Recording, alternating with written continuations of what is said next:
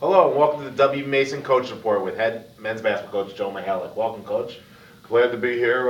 Glad to be here after a win. Like you said, Coach, a 68-54 win over Florida Atlantic last night. Just your overall assessment of the game and your team's effort. It was one of those games where I think we took care of business. It was a dangerous team. They were up 15 the second half against Florida State, their most recent game. Got a ton of talent. They're in the process of putting it together. They played a good schedule, so their record was misleading, and it just, it was also the game before the holidays. And I always say it's that one foot on the bus game.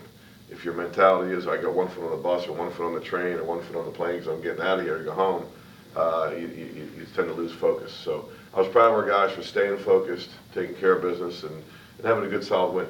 Incredible rebounding effort last night, and also individually speaking, Tanks, it was maybe his best game of the season. Can you talk about those two aspects from last night's game? Well, the people at Hofstra only see Tanksy as a really good shooter, and he is. But the people that have seen him for his whole career would know that one of the best things he ever did was rebound. He was a leading rebounder, I think, on his team the first 2 years of his college play. And, to see him go back to where now he's also making shots and rebounding is what we've been after him to do for the last year and a half. And hopefully the light went off for him last night where he realized he can do both because he can. And he got some tough rebounds, too. I mean, I think Den Kuhn did. Den had 11 rebounds, too, right, or something like that? Rock had 10 rebounds. Yeah. So 3 guys in double figures rebounds. I mean, when we rebound and when we compete, when we defend, that's when I think we can be a good team. Another guy that's been playing really well as of late for your team is Bernardi. Probably over the last 10 games, almost the whole season. He's really developed his game to be more of a versatile player, drive to the basket. Had a great second half last night and has had solid games for you over the last few games. Talk about him later. Yeah, he's been. Everybody knows this. He's the hardest working guy in the world. He's always in that gym. What I was so proud of last night with Brian was that he didn't score in the first half.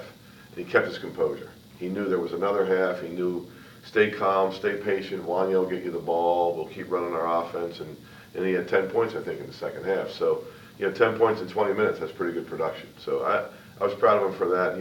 He does have that maturity and that composure, that confidence that it takes a while to have. You kind of just touched on it, but those games right before breaks and or a game right after another game where you lose a close game, how important was last night taking everything else out of the equation, just getting that win before a long break and just 2 days after a loss? Without a doubt. I mean, we had a long stretch when we lost to Siena. We had to wait for exam week to be over, so it was a good 11 days or something like that before we played again. And man, it just wouldn't end those 11 days. At least we were together. We can get some work done.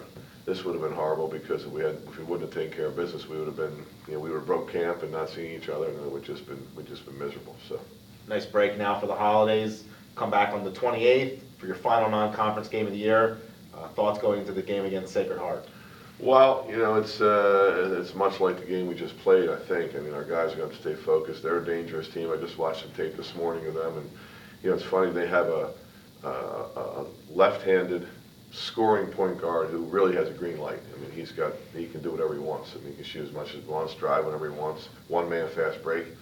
And our first conference game is Delaware, and their point guard Holden, as you know, is very much like that. So, he can help us get ready for Holden.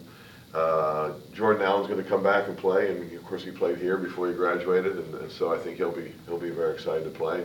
So it could be a good night of basketball, but hopefully we can stay focused and just do what we did last night. Hopefully what we did last night can become a habit where we go after rebounds and we have a toughness about us and we defend.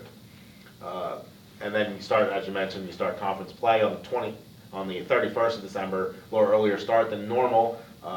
Heading into that first game, home game against Delaware, your thoughts starting conference play? It's Delaware. I mean, I don't, I still feel a little bit new here. It's just still my 2.5 years or 3 years.